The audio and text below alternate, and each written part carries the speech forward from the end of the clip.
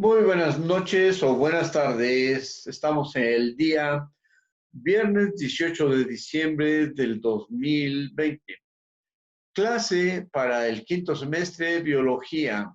En esta ocasión estamos ya concluyendo la semana número 5 del tercer momento y hemos hecho un recorrido por cada uno de los temas que se han dado a lo largo de esta semana. Y en esta ocasión, como para cerrar un poquito la pinza, para cerrar la puerta, tengo la intención de mostrar un video, compartir un video que tiene que ver con la etapa en la que estamos viendo. ¿Qué es el COVID? COVID es un virus. ¿Qué tipo de virus? Coronavirus. Y cómo está afectando la cuestión del virus este, pues existe una pandemia, un problema mundial en este año del 2020, en el sentido de que es un virus muy activo con más de 5,000 o más, todavía más, de mutaciones, las cuales le han dado mucho dolor de cabeza al mundo con una buena cantidad de gente que ha fallecido. Bien, estamos ya en la tercera etapa de la cuestión de la producción de vacunas. ¿Cómo son las vacunas? ¿Qué acción tienen? Etcétera. Y estamos ya a punto en estos días de que el gobierno de México reciba las primeras dosis de vacunas para empezar a suministrar a los primeros, los más urgentes. ¿Quiénes son? El grupo de médicos que atienden la pandemia, que atienden a los pacientes bajo la situación de pandemia. Estamos en el periodo de diciembre y resulta que en varios estados de nuestro país han regresado a el color rojo. El color rojo es de alto riesgo, es de alto número de contagios, es de alto número de mortandad. Por lo tanto, justo en diciembre, ya en estos días es cuando las primeras vacunas o las primeras dosis de vacunación llegarán a México. Pero para esto hay que entender varias cosas.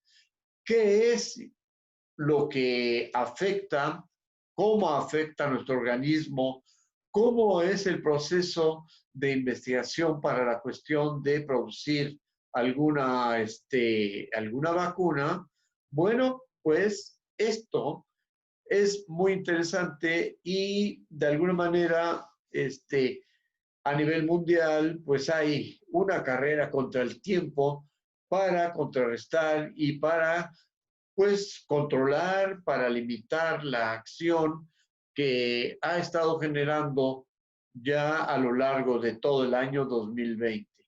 Entonces, el COVID-19, en sus más de 5,000 mutaciones, ha afectado diferentes regiones del mundo. En algunos lugares, pues no ha sido tan letal como en otros. Y entonces hemos visto un video en donde hay un mapa de seguimiento de cuáles son los cambios que ha presentado el virus y entonces tienen una especificación donde caracterizan al virus de una manera específica. Le llaman línea, número, etcétera, donde presenta los posibles cambios, mutaciones o variaciones.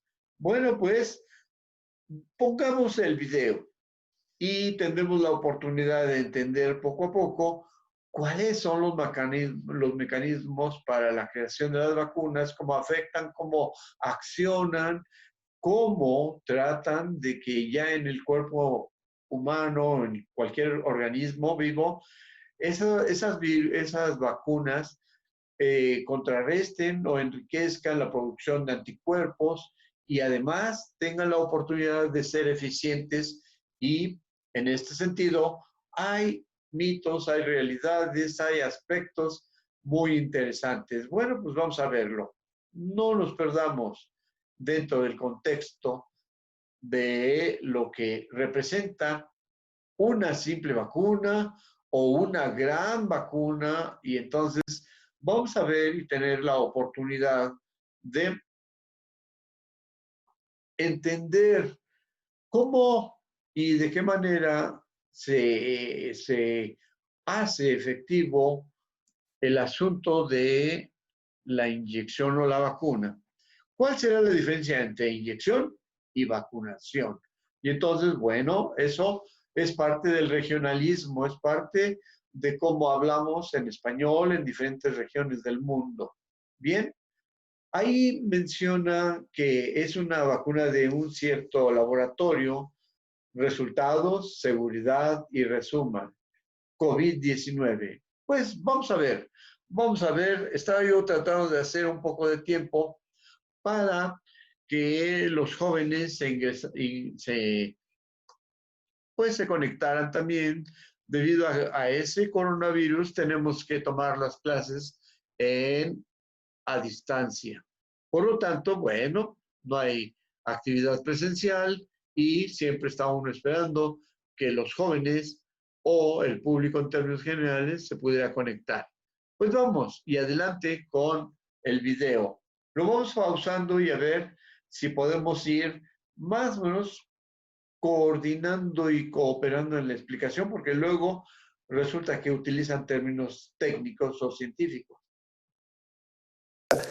La COVID-19, conocida popularmente como Pfizer o BioNTech. Fíjense, en mayo de este año, Pfizer, que es una compañía americana con base en Nueva York, en asociación con BioNTech, que es una compañía alemana, iniciaron los estudios de fase 1 y 2 en seres humanos. Estos estudios fueron hechos con dos versiones de esta vacuna. Una versión llamada BNT162B1 y la otra llamada BNT162B2. Ambas versiones de la vacuna se mostraron muy eficaces en producir anticuerpos neutralizantes y también protección celular contra el virus. Pero la versión número 2 fue la que tuvo mucho menos efectos adversos. Entonces se prosiguió, se avanzó con la fase 3 con esta versión y esta no se la utilizó más. En julio del 2020 comenzó el estudio de fase 3 con un número mucho mayor de participantes. Se inició con un número cercano a los 30.000 voluntarios y en este estudio de fase 3, al ir avanzando, se vio que realmente la vacuna era muy segura. Entonces se amplió el número de participantes hacia más de 43.000. Los participantes inicialmente tenían entre 18 y 85 años y después se extendió un poco más, incluso se incluyó algunos pacientes más jóvenes de hasta 12 años de edad. Fíjense, más de 43.000 pacientes. Finalmente, el 18 de noviembre se anunció a través de un comunicado oficial en el sitio web de estas compañías que se concluyó la fase 3. ¿Qué fue lo que se anunció en este comunicado oficial? Que de los 43.000 participantes hubo 170 casos de COVID confirmados al terminar este estudio. Ahora, fíjense lo siguiente, de estos 170 casos de COVID confirmado, 162 pertenecían al grupo placebo, o sea, a los pacientes que no recibieron la vacuna, y solamente 8 casos ocurrieron en los pacientes que fueron vacunados. ¿Qué quiere decir esto? Que la vacuna se mostró protectora. El anuncio dice lo siguiente, que la eficacia de la vacuna fue de 95% para prevenir la infección sintomática por SARS-CoV-2. Incluso se anunció también lo siguiente, que hubo 10 casos graves, 10 pacientes fue una infección severa. Ahora, de estos 10 pacientes graves, 9 pertenecían al grupo placebo y solamente 1 pertenecía al grupo que fue vacunado. Entonces, no solamente protege de la infección sintomática, también protege de la evolución a formas graves. Esto es extremadamente importante.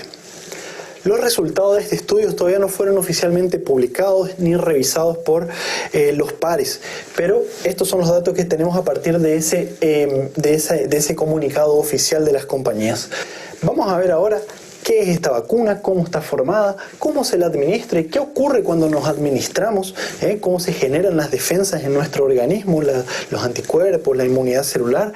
Vamos a ver la conclusión de si realmente funciona y vamos a ver qué efectos adversos hubo tras ser aplicada la vacunación.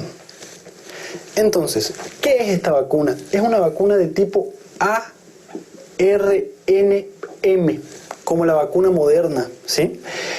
Fíjense, tenemos acá un virus completo, un virus entero de SARS-CoV-2, el cual tiene un material genético. Dentro de ese material genético, una pequeña parte, una pequeña porción de ese material genético va a servir para formar a esta proteína que está en rojo acá, que es la proteína Spike. ¿Tá? Esa proteína es la que interactúa con la ECA2 de nuestra célula, interactúa para poder entrar en las células y provocar infección. Lo que se hace para fabricar esta vacuna es tomar solamente este fragmento, ¿sí?, que tiene las instrucciones para fabricar a esta proteína. Ese fragmento se lo incorpora a una nanopartícula lipídica, que es como si fuera una gota de aceite que protege al ARN, a este fragmento de ARNM. La composición de este fragmento genético hace que sea muy susceptible a ser degradado. Fíjense, en nuestro organismo existen enzimas llamadas ribonucleasas.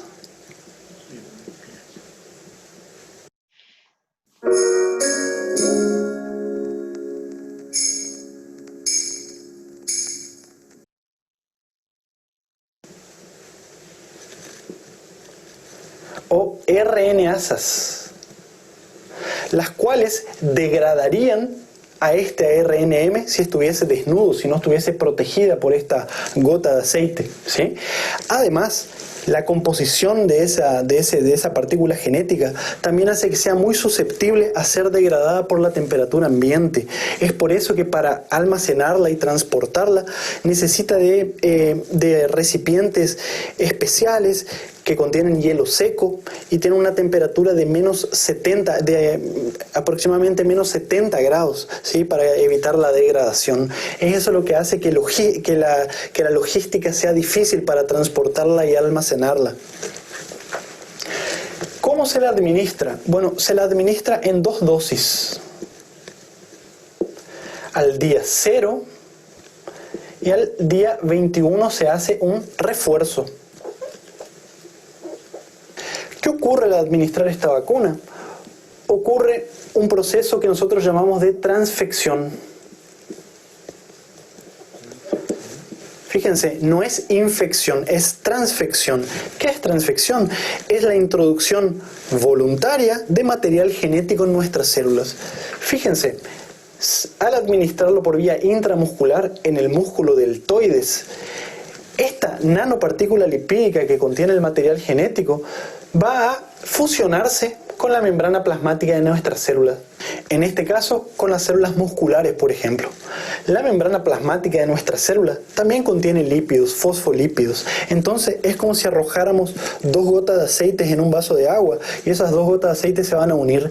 Es eso lo que ocurre. La nanopartícula lipídica se une a la membrana plasmática de las células y hace que el material genético se suelte, se libere en el citoplasma. Fíjense, el material genético se libera en el citoplasma de las células y de ninguna manera interactúa con nuestro núcleo, que es donde está el ADN. ¿Qué les quiero decir con esto? De ninguna manera esta vacuna modifica nuestro material genético. La vacuna se queda en el citoplasma. El ARN mensajero va a pasar por la maquinaria de nuestra célula, por los ribosomas, se realiza un proceso que llamamos de traducción, en donde las instrucciones que contiene este ARN mensajero va a servir para fabricar, ¿qué cosa? La proteína Spike del virus. Entonces se va a formar proteína Spike, les pongo acá en triángulos rojos. Esta proteína Spike va a dirigirse hacia los proteosomas, que son unas organelas que van a romper en varios pedazos a la proteína Spike, para que después estos pedazos se dirijan al retículo endoplasmático. Y en el retículo endoplasmático, estos pedazos de la proteína Spike se van a incorporar, se van a acoplar a otra proteína que es el complejo mayor de histocompatibilidad de tipo 1. Entonces, el complejo mayor de histocompatibilidad de tipo 1, que les pongo acá, ¿sí?, se dirige y se expresa en la membrana plasmática de la célula, se expresa unido al fragmento de la proteína Spike. ¿Para qué sirve esto?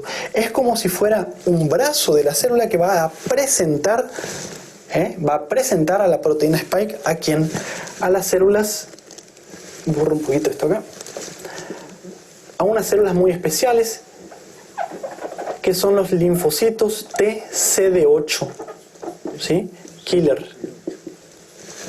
Entonces, esta célula tiene un receptor. El receptor va a interactuar con el complejo mayor de histocompatibilidad, va a reconocer a esta proteína que es extraña a nuestro organismo, y de esa forma el linfocito T citotóxico, luego cuando haya una infección por el virus, ¿sí?, va a destruir a la célula que está infectada, ¿sí?, al reconocer a esta proteína Spike. Va a inducir la apoptosis. O sea, va a eliminar a las células infectadas. Esto es muy importante que se entienda. Por otro lado, también se cree que los fragmentos de la proteína Spike o la proteína Spike completa tienen la capacidad de, por otros mecanismos, de salir de la célula, ¿sí? Es secretada por la célula. Entonces la proteína Spike va a quedar acá en el espacio intersticial que está alrededor de las células y va a ser drenada a los ganglios linfáticos. En los ganglios linfáticos, esta proteína Spike va a ser fagocitada, va a ser reconocida y fagocitada por estas células que están acá, que son las células presentadoras de antígenos profesionales. Células presentadoras de antígenos profesionales. ¿Cuáles son esas células? Por ejemplo, los linfocitos B, los macrófagos, las células dendríticas. ¿Cuál es la capacidad que tienen estas células y por qué se las llaman presentadoras de antígenos profesionales? Porque estas células van a fagocitar a la proteína Spike y las van a procesar y presentar en su membrana a través del complejo mayor de histocompatibilidad de tipo 2. Este que está acá era el complejo mayor de histocompatibilidad de tipo 1. Este que está acá es el tipo 2, ¿sí? Entonces va a presentar a la proteína Spike a través de este complejo mayor tipo 2. ¿A quién? A unas células que también son muy especiales, que son los linfocitos T helpers, CD4. ¿Cuándo interactúa la proteína CD4 con este complejo mayor de histocompatibilidad de tipo 2? Estas células van a liberar citoquinas.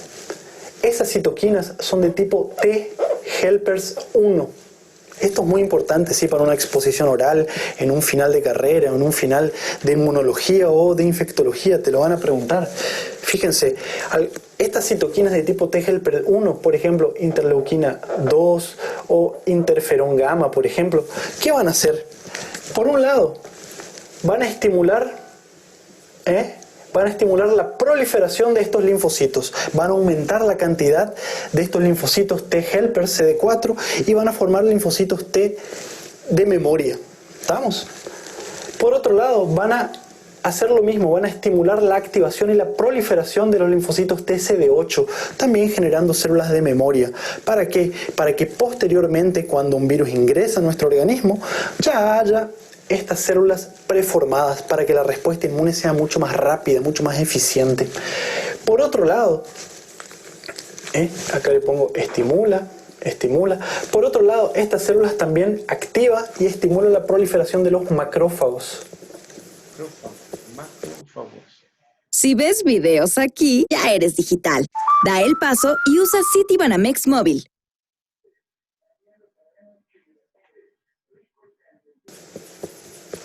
¿Sí? Los macrófagos van a servir para fagocitar a las células que están infectadas por el virus. Por eso se dice que la respuesta TH1 es principalmente una respuesta de tipo celular antiviral. Por otro lado, y no menos importante, estas citoquinas también van a estimular la diferenciación y proliferación de los linfocitos B. ¿Sí? También va a generar linfocitos B de memoria. Y algunos de ellos se van a diferenciar en células plasmáticas. ¿Qué van a hacer estas células plasmáticas? Van a formar anticuerpos específicos de tipo IgG contra la proteína Spike del SARS-CoV-2.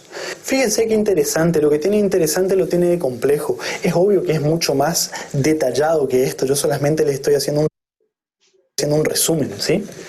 Entonces, si ustedes me preguntan, ¿la vacuna funciona?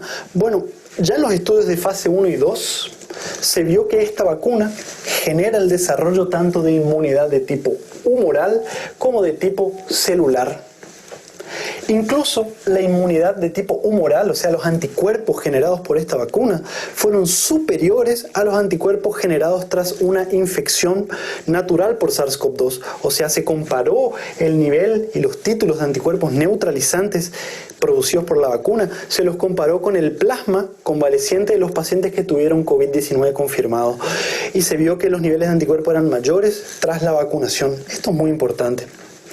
Ahora, como les dije anteriormente, en el estudio de fase 3, con más de 43.000 pacientes, se vio que la vacuna tiene una eficacia de 95% para proteger contra la infección sintomática por SARS-CoV-2 7 días después de la segunda dosis de la vacuna. Si no lo entendiste, rebobiná, retrocedí y escuchalo de nuevo, ¿sí? Esa es la conclusión del estudio. Incluso se vio que la vacuna tiene una efectividad de 94% en los pacientes mayores de 65 años. Esto es muy importante, ¿sí? Muy, muy importante para nosotros. ¿Qué quiere decir esto? Que la efectividad es consistente independientemente de la edad del paciente. También se vio que era consistente independientemente del sexo, de la etnia, ¿tá? Todos datos muy importantes. Y los efectos adversos. Bueno, la vacuna es bien tolerada.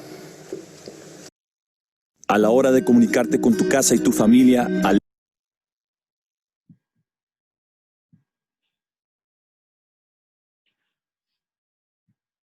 Está por terminar este video, pero se meten los comerciales. Vamos a verlo.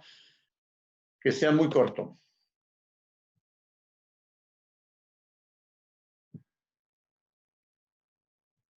Alexa te mantiene en contacto.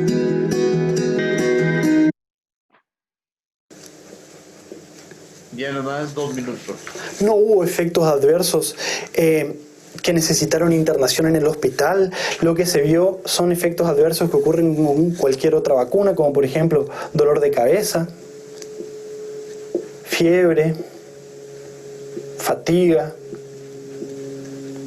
dolor muscular, dolor articular, dolor en el sitio de inyección.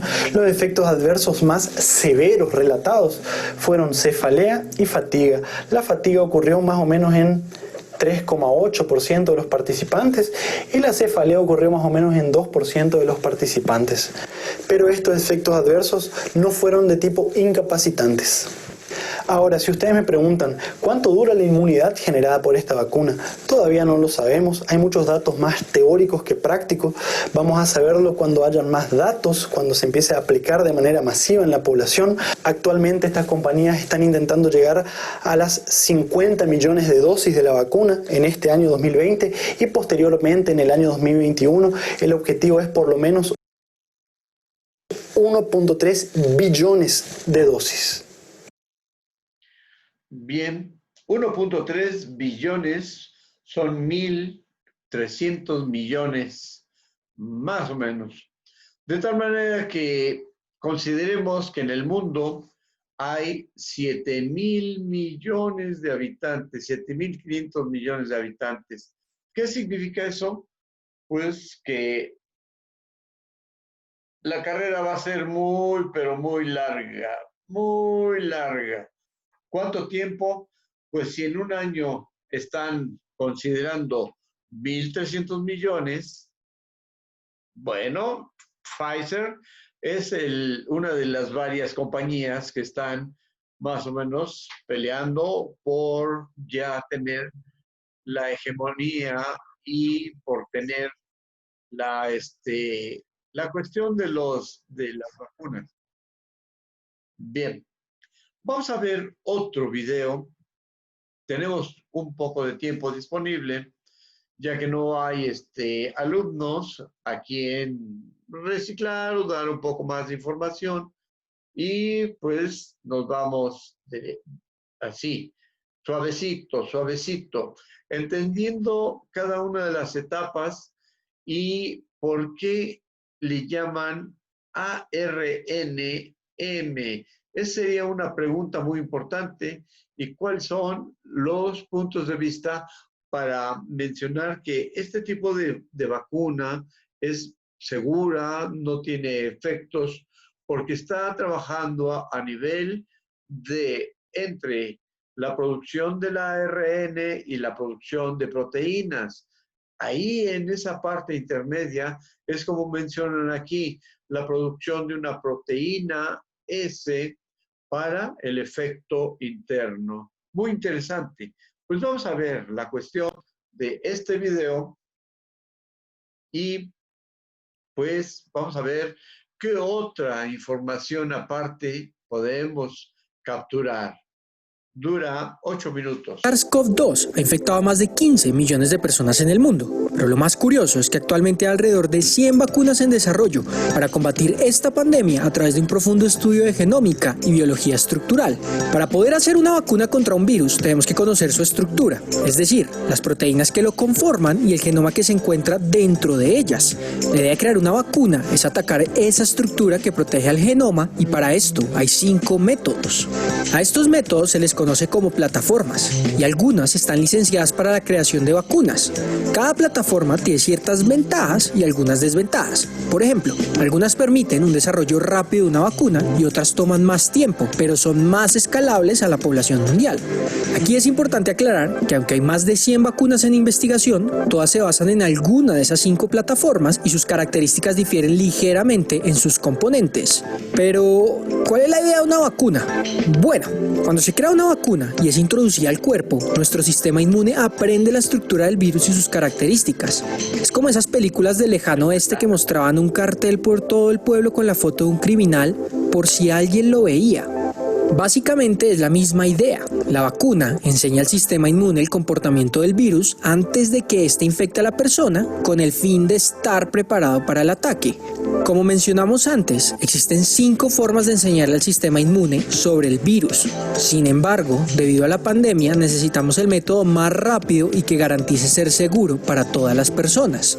Por lo que en este video vamos a ver esos 5 métodos. Igualmente, no olvides pasar por nuestra descripción donde está un documento de la WHO de todas las vacunas en investigación.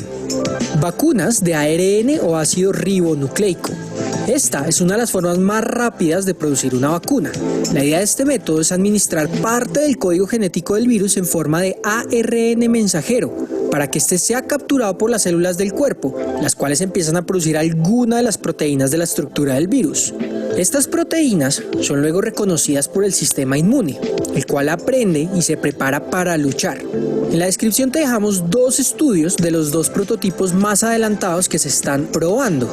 La ventaja de este tipo de vacunas es que solo están compuestas por el código genético del virus, por lo que no infectan a la persona y se pueden fabricar de forma rápida y escalable. Además, logran estimular una respuesta inmune innata y adaptativa. El mecanismo de cómo funcionan exactamente y cómo se producen lo abordaremos en otra ocasión, pues de lo contrario quedaría un video muy extenso. Pero en forma sencilla, al ARN del virus se le adiciona una nanopartícula de lípidos que permite que las células lo capturen y lo lean, produciendo las proteínas virales. Uno de los problemas de las vacunas de ARN es que las células pueden decidir no capturarlas, pues no se ven como algo que una célula quisiera de escena, por lo que necesitamos algo que solucione este problema. Vectores virales no replicativos. Esta plataforma soluciona el problema de las vacunas de ARN. En este caso se sustituye la nanopartícula de lípidos por un virus altamente infeccioso que pueda llegar a un gran número de células, pero que no integre su ADN al genoma del huésped y que sea genéticamente estable. es decir, que infecte pero que no haga daño. El mejor virus en este grupo es el adenovirus, el cual cumple todas las características mencionadas y se modifica genéticamente borrándole el gen E1 y el E3 para que no se replique dentro de la célula y no cause ninguna enfermedad. En el espacio que queda al eliminar los genes E1 y E3 se insertan las secuencias de genes del SARS-CoV-2. La célula lee esas secuencias y produce las proteínas virales, que son reconocidas por el sistema inmune.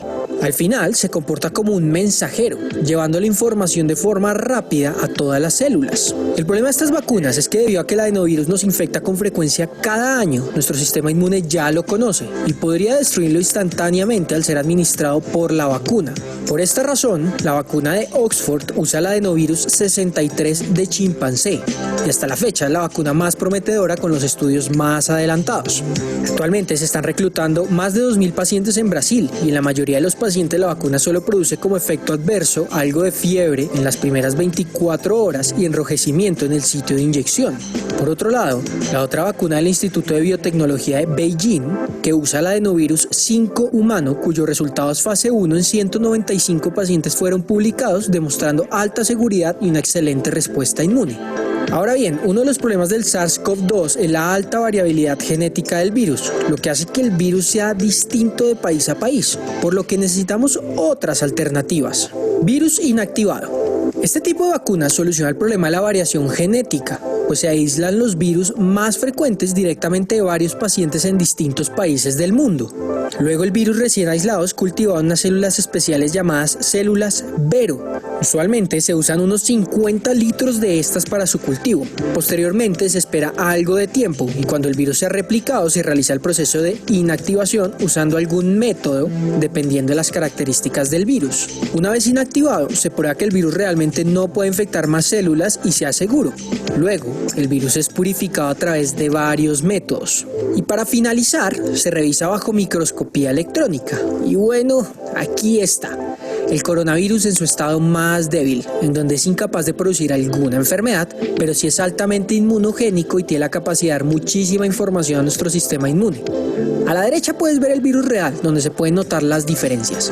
La vacuna producida en China y probada por el Instituto Butantan en Brasil es una vacuna de virus inactivado con formaldehído y a la fecha ha mostrado excelentes resultados en 743 pacientes.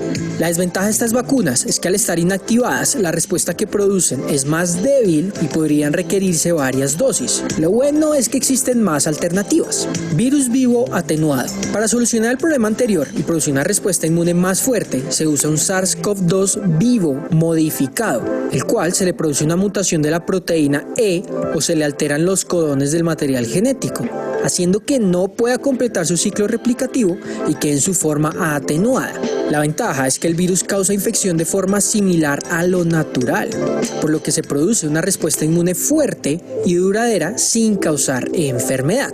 Además, este tipo de vacunas poseen una gran virtud. El virus atenuado puede infectar a otras personas e inmunizarlas sin que tengan que vacunarse, produciendo lo que se conoce como inmunidad de rebaño. Esto lleva a la teoría de que el virus puede mutar y revertirse a su forma dañina, razón por la que solo se usan este tipo de vacunas en personas sanas sin ningún tipo de enfermedad, con el fin de lograr la inmunidad de rebaño en personas susceptibles. Vacunas recombinantes basadas en subunidades proteicas.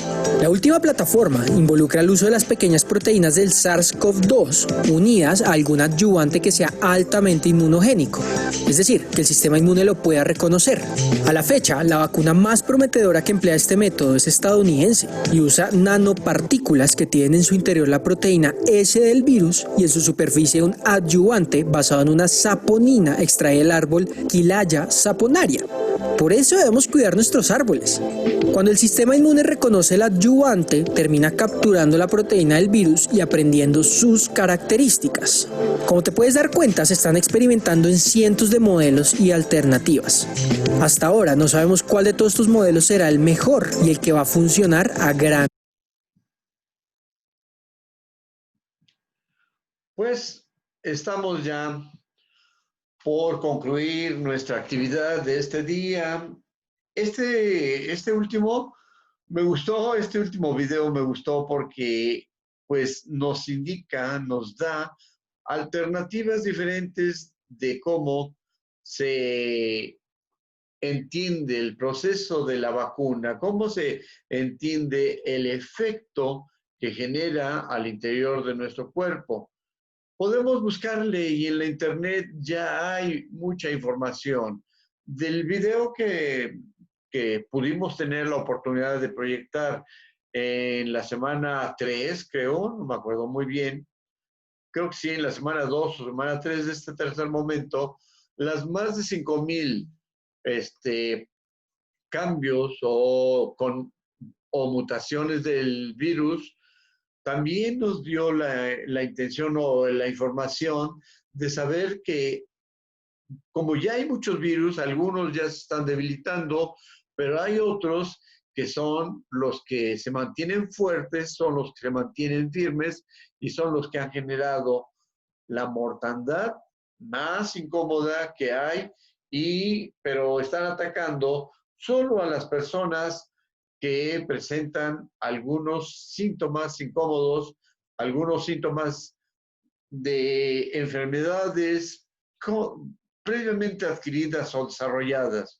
Por ejemplo, la obesidad, por ejemplo, la diabetes, la hipertensión arterial y otros asuntos ya de la gente que tiene problema anticipado de sistema respiratorio, de tal manera que ahí con esas personas el sistema inmunológico está naturalmente debilitado y en ese sentido es como se ha desarrollado con más facilidad de tal manera que ha afectado a buena cantidad de la población que posiblemente tenga un porcentaje muy grande con esos padecimientos ya mencionados. Entonces, ¿cómo actúa el COVID-19? Pues al replicarse dentro de nuestro organismo, va al interior de la célula. Luego, de la célula se va a reproducir tantas veces como pueda ser, pero también según el sistema inmunológico.